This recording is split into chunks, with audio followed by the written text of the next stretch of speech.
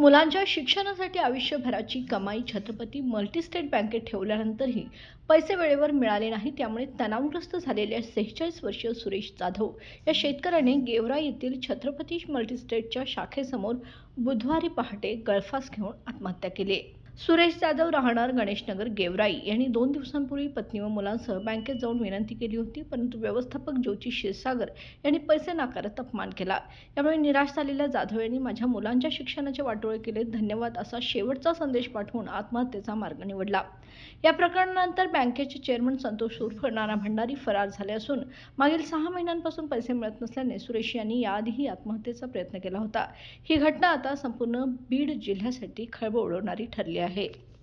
मानदुखी, मणकेदुखी, पाठदुखी, गुडघेदुखी, टाचदुखी, कंबरदुखी, हातापायांना मुंग्या येणे, सूज, संधिवात, मणक्यातील कॅप हे सर्व आता दूर करा आयुर्वेदिक मार्गाने. समर्थ सक्सेस ऑर्थो पावडर आणि विटॅमिक्स कॅप्सूलच्या संगमाने 100% आयुर्वेदिक अन्नपूरक औषध, कोणताही साइड इफेक्ट नाही. सांगितल्या पद्धतीने आणि पथ्य पाळल्यास 5 ते 7 दिवसातच आराम. संपूर्ण भारतात कुरिअर सेवा उपलब्ध.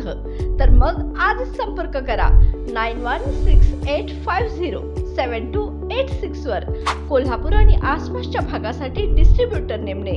तर मग संधीचं सोनं करा. समर्थ सक्सेस ऑर्थो पावडर, विश्वासार्हता आणि परिणाम यांचा अनोखा मिलाफ.